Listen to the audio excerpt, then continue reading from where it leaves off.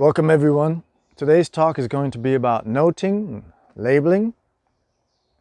We're going to have a closer look at why we use this tool so much on a Vipassana retreat and how it helps us to investigate into our true nature.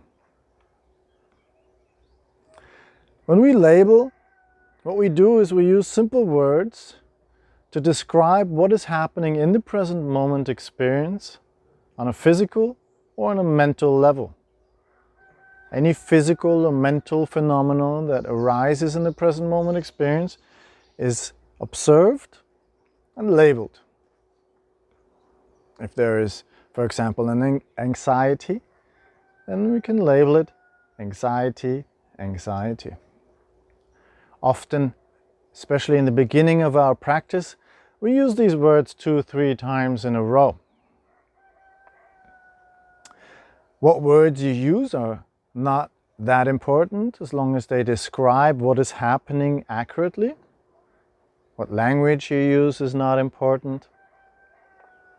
As long as you understand what it is that's arising, as long as you feel it, so your attention picks up on it, and you can give it a name which summarizes it for you. It's an accurate labeling.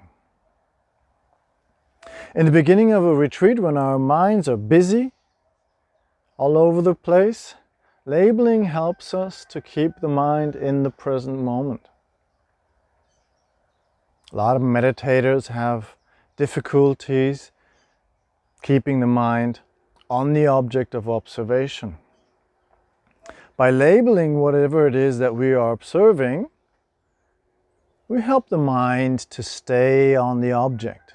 Especially in the beginning of a retreat, this is very useful. So when we observe our breath, for example, a physical sensation, we can make mental notes of in, out, in, out. That's labeling. It brings the attention of the mind to the object. It's directing your awareness to the object, and it gives it something to do to stay there. Especially in the beginning when we observe our breath, it can be a little bit boring. Labeling helps the mind to stay in that present moment, stay with what is happening, even if it's repetitious. That's one of the big benefits that we get from labeling right at the beginning of our practice, right in the beginning of a retreat. Another thing that labeling helps us with is that as soon as we label what is happening, especially on an emotional level, or when thoughts arise, not just on a physical level, but let's say when thoughts arise and we start to label them, thinking is occurring, thinking is occurring. What happens is that we cut off the thought in the present moment. We cut it off as it appears. If you are on top of what is happening in the present moment, the thought arises and you label it with thinking, immediately you take all the momentum out of the thought. The mind can only be at one point at a time. If the mind is within thinking and it starts to get involved into a story, and it's gonna spin around that and gain momentum. The longer you leave the mind in the story, in the narrative, the stronger the momentum will get. If you bring the mind back to the breath in that moment, or to any other sensations or phenomena arising in the present moment experience, and it has gained momentum through a thought process, through a train of thought, for example, it will be more likely to go back to that immediately.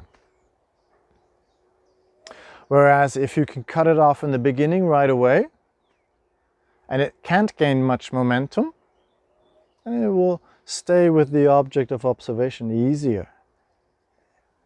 It won't be tempted to jump right back into that narrative, into that story that it's been constructing. Labeling, especially when we use the word 2 or 3 times in a row, thinking, creates space between the story that the mind is telling itself in the thought process and the present moment. You're staying in the present moment by labeling, but you're giving your mind something else to do, something other than getting involved into the story. It takes the momentum out of it, long enough for it to disappear.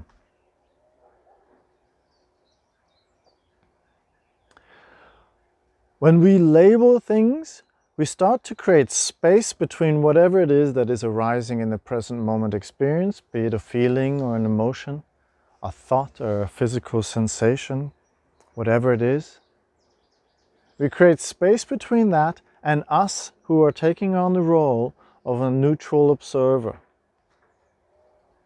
That means you're giving yourself enough time to step away from what's happening and not get involved. It is when we don't get involved with what is happening on an emotional level or in our thoughts or on a physical level that these things simply pass away. It's only through our attention that we give whatever is arising that it stays. If I have an unpleasant emotion coming up and I give it my thoughts and I feed it with, oh, why is this happening again to me? And how am I going to try to avoid this in the future? And what am I going to do now? What can I do to distract myself? And it's really not my fault, isn't it? Isn't it this other person's fault? And all of that, these thoughts constantly fuel this emotion. As we feed it with thought and attention, it stays. It grows bigger and bigger and bigger. It gains momentum. It gains presence. It fills out your entire space. You will have no more room to look at things objectively. You are completely subjectifying the experience. You are identifying with it, taking it on as mine, for me, for myself, and thus prolonging the time before it can fade away again.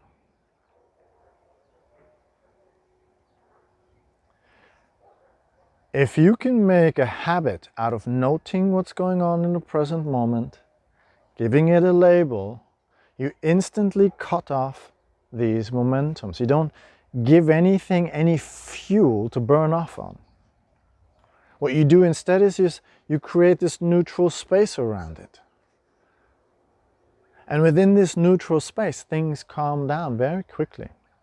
You will see that through the process of noting, of labeling, things arise, and as soon as you label them, give them a name, they pass away. Because you're not giving it your attention. You're stepping away from it. That's what labeling does. It gives us the opportunity to step away from what's happening and give it a neutral label, give it an accurate word. Fear, fear, anxiety, anxiety. If it's a physical sensation, throbbing, throbbing, tingling, tingling, buzzing, buzzing, aching, aching, itching, itching. If it's an emotion, give it that. Fear, fear, aversion, aversion, liking, liking, wanting, wanting, any mental states that arise. Whatever it is that comes up in association with the present moment experience, try to find an accurate label and say it 2-3 times. And see how fast it will pass away. So you can see on these few examples that I've given already that it's very important not to incorporate an I or me or mine in labeling. We don't say, I am full of fear, or my knee is aching. We don't say it like that. We say, there is aching. By taking the I out of the equation, we neutralize the experience. We objectify the experience. It's no longer happening to us, to me. It's just happening right now. There is aching. I'm not concerned about who it's happening to. I'm just becoming aware of its presence, giving it some space, giving it a definition, a label, and then watch it disappear. With physical sensations, these things are not as quickly to disappear. If the physical sensation is strong, it might take a longer time for it to disappear. It might take an action for it to disappear. It will go away eventually. With emotions and thoughts, they disappear very quickly. Mind states disappear very quickly, immediately.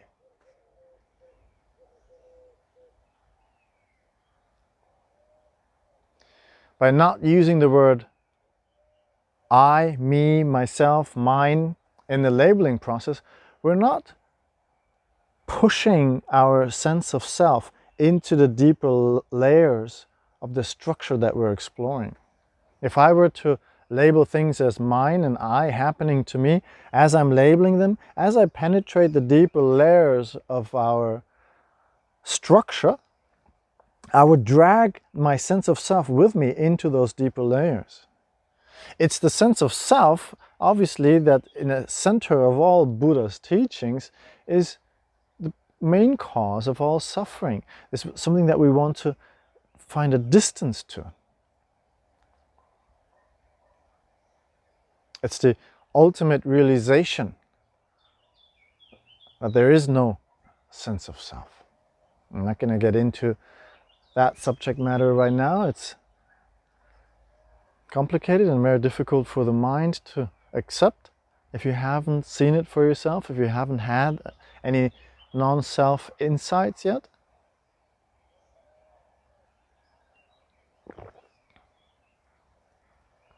But it is crucial for you to understand that you should not use the word I, me, myself, mine within the labeling process. You would just confirm the illusion of a self by doing that. It's when we label things with a clear word, with a simple word, that very often, for the first time, we gain an understanding of what is taking place in the present moment. Usually what happens when there's emotions involved, yes, we would know that we are angry, for example, but our minds wouldn't think, oh, I'm angry right now. Our minds would be busy thinking about why we are angry, how we can avoid the situation that's making us angry, who to blame. The mind is busy with that. And retrospectively, if I were to ask you, what kind of emotion did you go through, you would think about it and you would say anger. But at that point in time, it's gone, it's over. You wouldn't be able to observe it in real time. It's only through the observation in real time, the consistent, repetitive observation of everything that arises and passes away in the present moment experience over and over continuously, that an intuitive knowing arises. Out of this intuitive knowing, we get our Vipassana insights. And through this knowing and these insights, letting go takes place naturally. The knowing takes place naturally if you can manage to consistently note and label everything that arises, no matter what it is.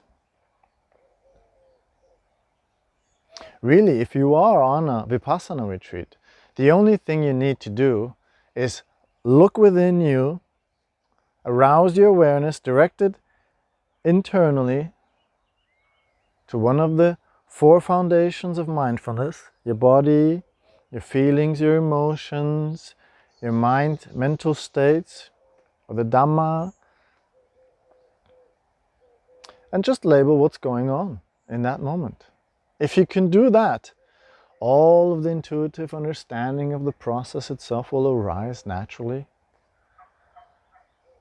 All of the letting go that needs to take place for you to live a happy life will take place naturally. It's all within that process of gaining a deeper understanding of what's happening, and labeling is one of the tools that we can use, is the main tool that we're using to get a clear understanding of what it is that is happening in the present moment experience.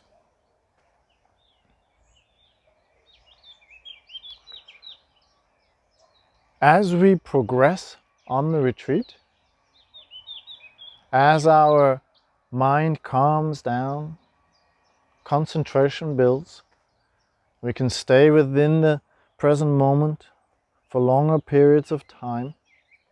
Our noting gets faster. We notice that we are noting and labeling the same things over and over again. Patterns start to emerge. You start to see the repetition of what is happening within you. You start to see the structure. You see the patterns within the structure repeating themselves over and over again. Deeper layers of your perception of what's happening will reveal themselves to you. In the beginning, you might just note thinking whenever the mind wanders off. And then after a while, you might become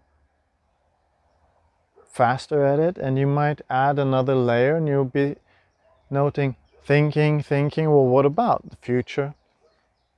Thinking future, thinking future, thinking past. Thinking future, thinking past. Thinking future, and you already notice that you're spending a lot of time in the future. You're in the past every now and then, or maybe you're spending a lot of time in the future. That will become very clear to you. As you get faster and your noting gets quicker and more intuitive, you don't have to think a lot about what it is that you're noting anymore. You'll go deeper and deeper. Thinking future, fear. Oh. Thinking future, fear. Oh. What's going on there? Thinking future, planning. What are you planning for? Why are you planning? Because you're afraid that you might not perform well in whatever it is that you have to do in the future if you don't plan it, if you don't think about it. There's a fear-driven thought process taking place. The fear within that thought process would have remained hidden if you didn't use the labeling. These things unfold very quickly. We go in step by step, a little bit deeper. It takes a long time to train the mind to see these hidden layers. It's through the constant repetition that these layers come to light. And it's the labeling that helps us do so. Whenever you label something consistently, what's going to happen is that because you're labeling it, because you're not feeding it with thought and attention, that this process will fade away instantly. It arises and passes away, rises and passes away, rises and passes away, very quickly. What, under normal circumstances, if you were to feed it and give it attention and in thought, what might take you a few hours or a day, a mood, for example, when you label it, might just take a few seconds. You might go through a day, if you're not conscious of what's happening in the present moment experience, you might go through a day that you're living a lot in the past and you're thinking a lot about a relationship that took place in the past, maybe, and that makes you feel sad. And then you get all depressed about it, and that's how you spend your day. And then this depression that you're carrying with yourself, this regret about what happened in the past, might trigger some doubt about yourself. And then you linger in that for a while. And that once you're in that doubt for long enough, that might bring you to the future. Thinking about how you would act differently if you only could, if you had the chance again. That doubt might turn into an aversion or an anger towards the person you're relating this to. Now you're in the future planning and rehearsing how you would react and what you would say differently. Acting out this anger, this ill will maybe. It'll take a while, it might take another hour for you to do that. And as you move from each emotional stage, from each mental state to the next, you're not aware of what happened before that. You're completely absorbed within that present moment experience, in the emotions that take place, in the thought process that takes place. That's taking up all of your attention. So you're not seeing how one thing leads to the next, how these waves come and go. You're not becoming aware of it. Whereas if you were to label the same experience, the same process,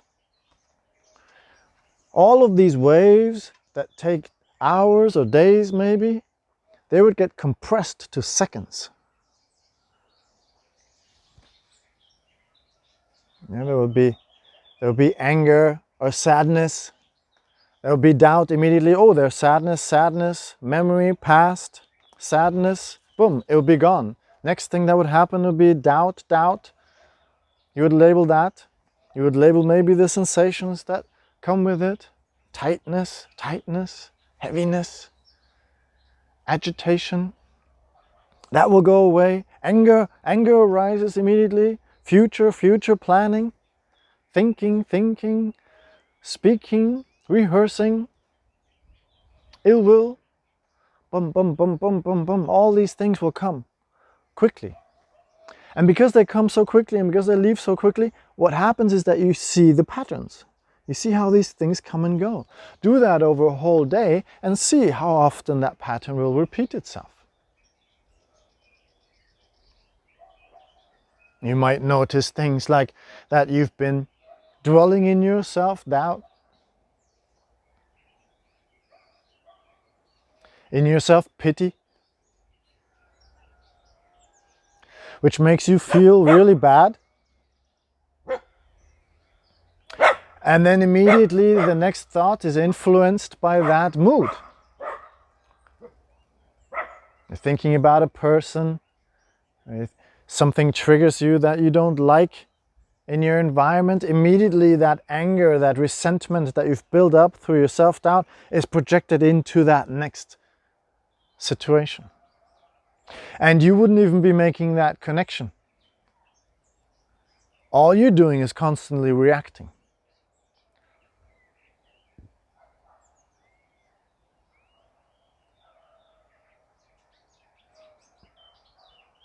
When we label whatever it is that's coming up on a physical or on a mental level, we no longer react. We're training the non-reactive mind. We're not participating.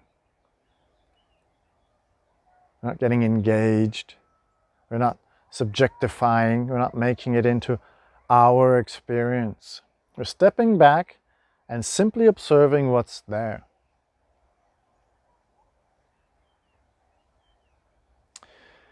By doing this, by constantly bringing your mind back into the present moment and labeling what's there, you are not only helping the mind to be present, because you're giving it something interesting to do, but you're also building concentration. It's an easy way to build concentration because you're giving the mind constantly new objects to observe.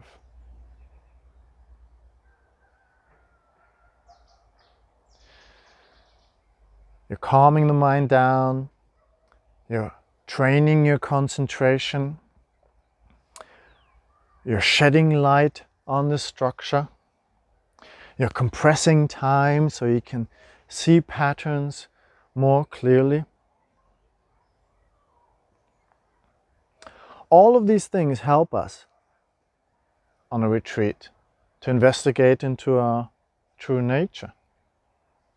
Labeling can become quite exhausting, especially when you're not used to it. Labeling can become very fast. It might become so fast that words can't keep up with it anymore. And you drop the words. The words are not the most important aspect of labeling. What's the most important thing is that you understand what it is that's arising. Whatever it is that's pushing itself into the foreground of your awareness needs to be understood, needs to be clearly seen.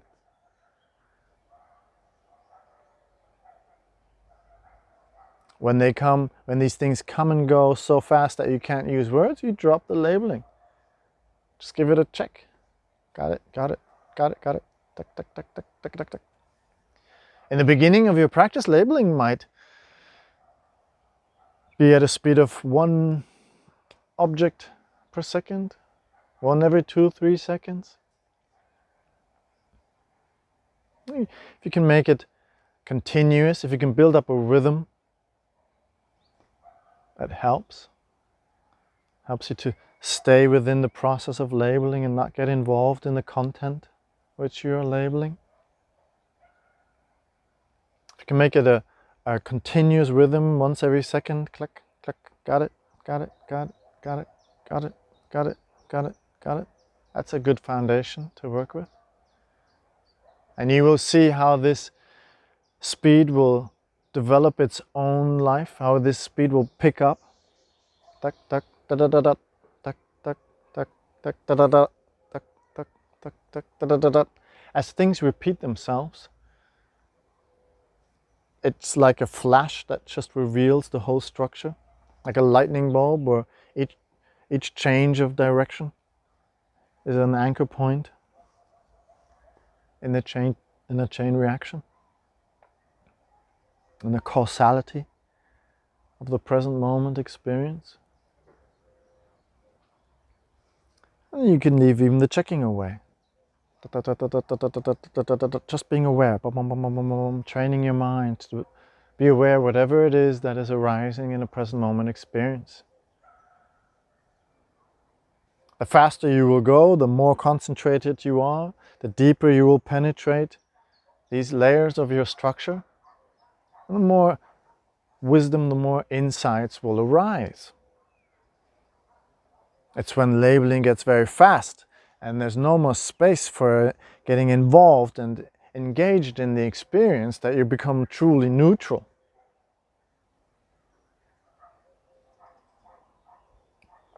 That's what we're aiming for on a Vipassana retreat. That's the beautiful thing about being on a Vipassana retreat, that you have that time to build up that momentum. It takes time. The mind can easily get tired when it's labeling. It might slip back into slower paces. That's what we do on a Vipassana retreat. We train the mind. We purify the mind. We give it the environment and the space and the time to build up concentration, to build up momentum through labeling. And insights naturally arise. The beautiful thing about labeling is that once you understand how powerful it is, once you get a grip on it and you can really use it and it becomes your second nature, there's nothing that can distract you from meditating anymore.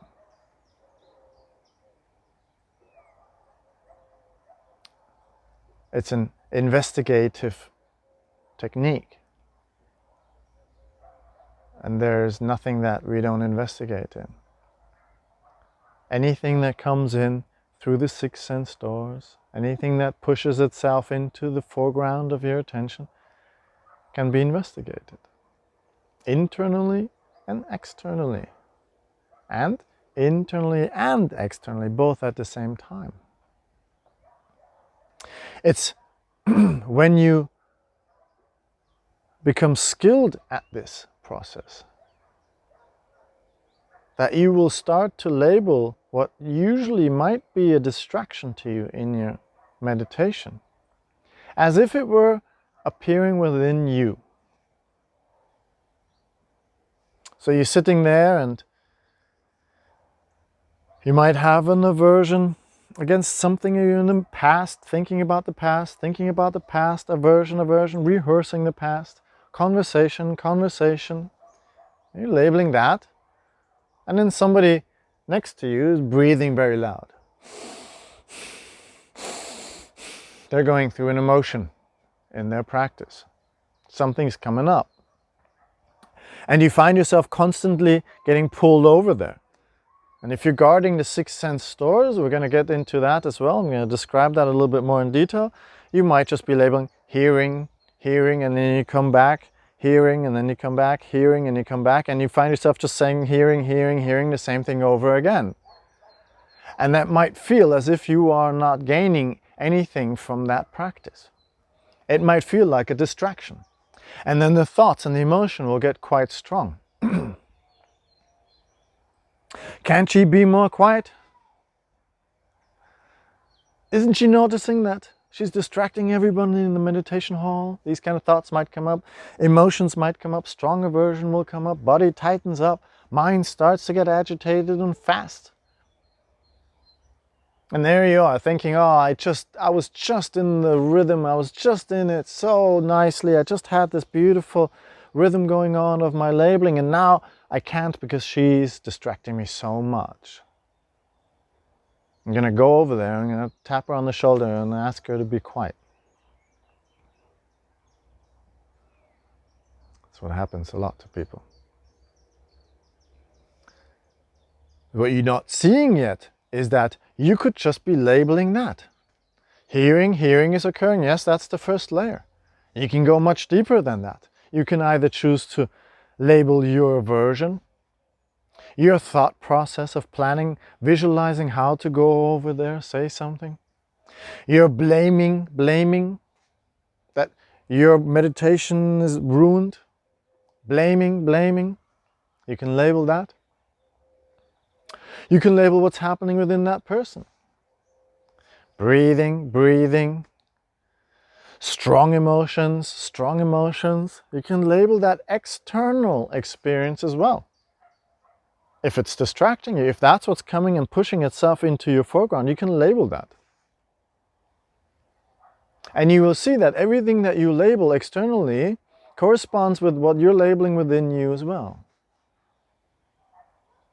That you know all of a sudden exactly what that feels like to go through a strong emotion. And of course that there's no one to blame. And that if you are staying on top of your labeling process, if you're staying mindful in the present moment, and just simply labeling everything that comes up, no matter what it is, that you cannot be distracted in your meditation. No matter what. The meditation hall the roof can fly off in a storm, and you can still be sitting there. Fear. Coolness.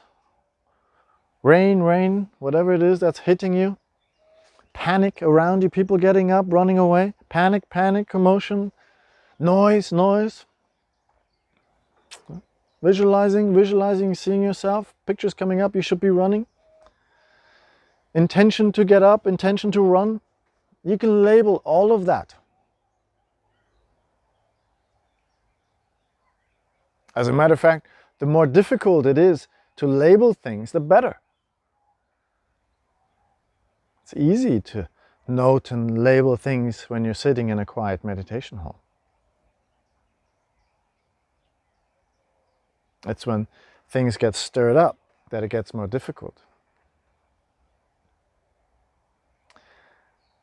There is a technique, I just mentioned it before, the guarding the six sense doors, which is a beautiful jewel within the techniques that we learn on a Vipassana retreat that the Buddha has gifted us.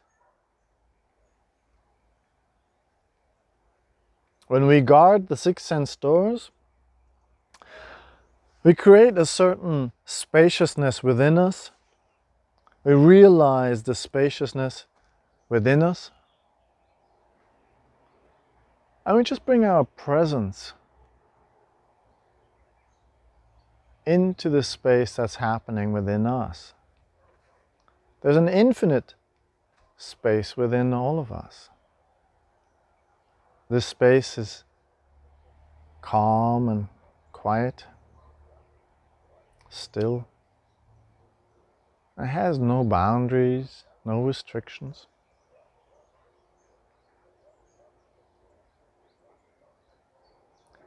And when you bring yourself, your attention, your awareness into this space and really settle into that space, what you'll see is that all kinds of things will come through the 6 sense doors.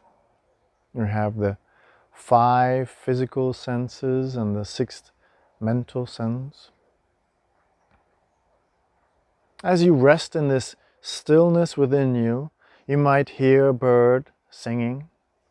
You label that hearing, hearing. Hearing is occurring, hearing.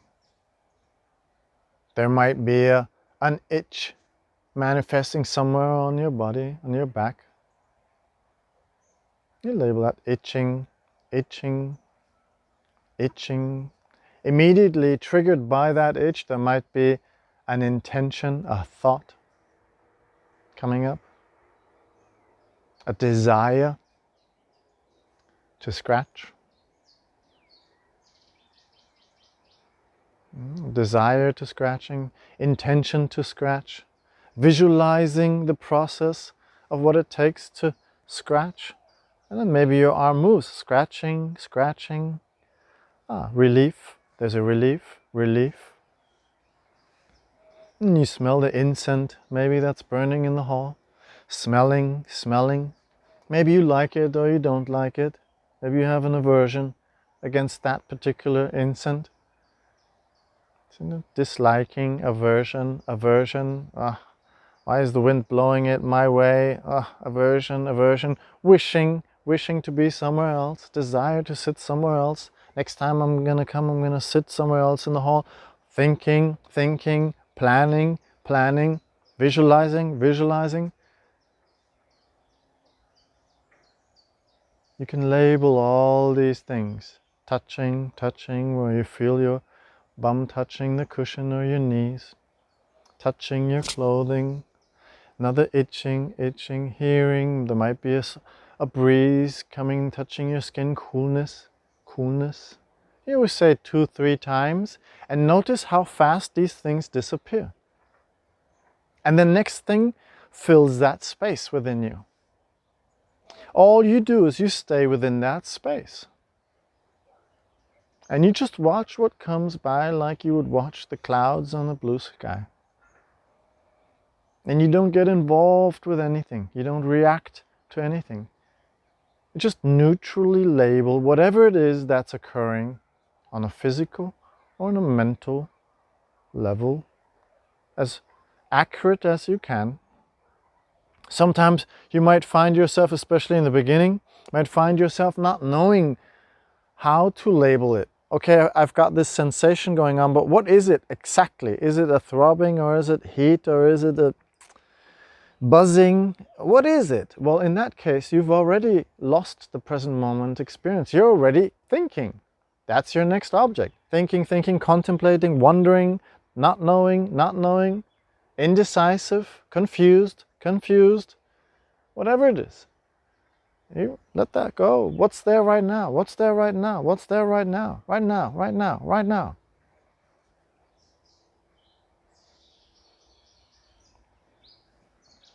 That way you anchor your awareness in the present moment.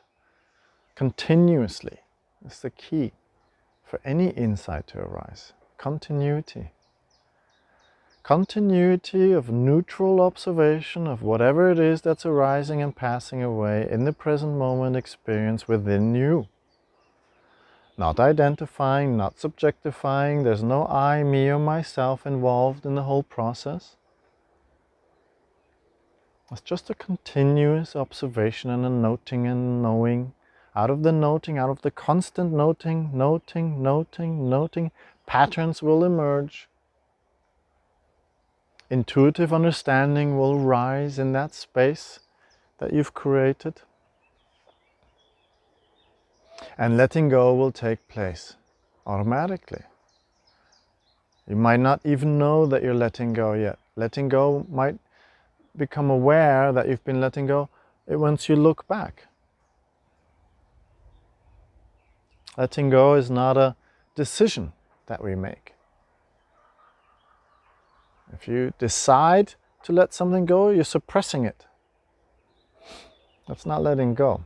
Letting go has to happen naturally out of an intuitive understanding of what's taking place, what's happening in the present moment, how things come into existence. Once you understand how things come into existence, you understand that it's natural for them to be like this and that they cannot be any other way. And letting go takes place automatically. Once you understand that everything comes and goes, letting go takes place automatically. There's no more clinging. If you know that everything comes and goes, why would you try to hold on to anything? If you know that none of this is happening to me, why would you get involved in anything?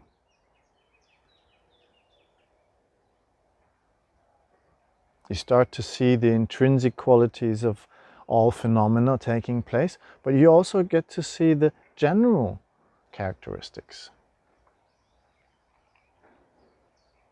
The non-self, the dukkha, and the impermanence of it all. Deeper and deeper these insights go, the easier it is, the easier it becomes to just let things flow. Practice acceptance. Be with what is.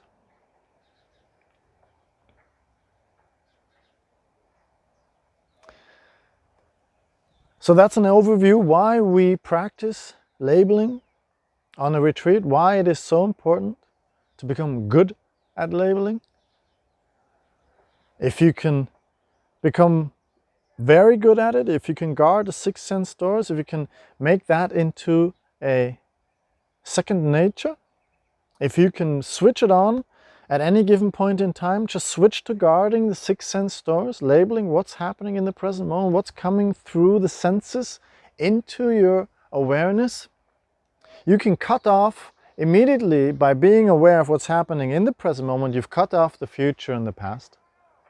If you suffer from anxiety or depression, you immediately cut off the fuel that feeds these mental states, these unhealthy states that so many of us struggle with. If you can be neutral in the present moment and just let everything happen as it is, label it and see what else arises, you've already given up all sense fear pleasures. You're not getting distracted with anything visual or taste or sound, these kind of things, physical. By not getting distracted, you're much easier to be in the present moment experience, to see what's going on in the present moment experience. And if you can do that continuously for a prolonged period of time, then you will see how all the concepts, all the structures, or the idea of how things are, the concepts that you've built in your mind of reality, what you think this is, starts to break apart.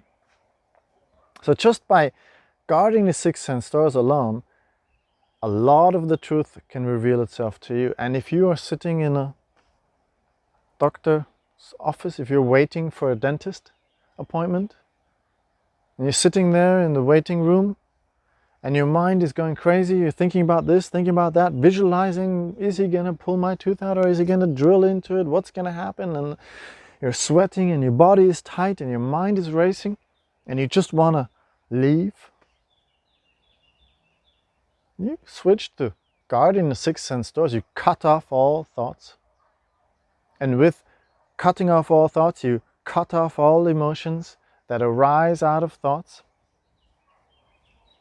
And you're just in the present moment experience of seeing and smelling and touching and thinking, and you don't give anything a chance to proliferate,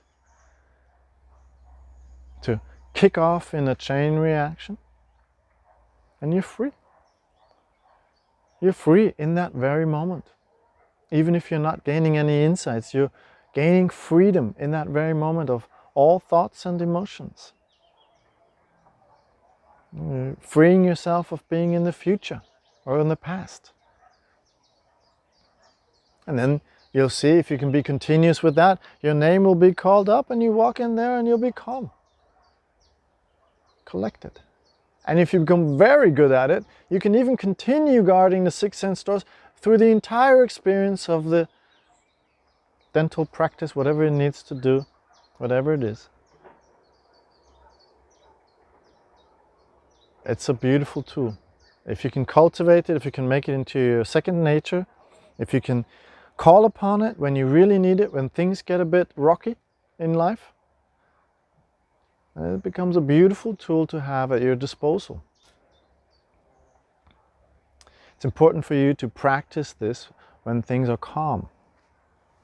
That's why retreats are so useful for us. It gives us a whole week or 10 days where we can really establish our practice. From morning to night, make it your second nature. And then when you go out, you can use it. You have a tool.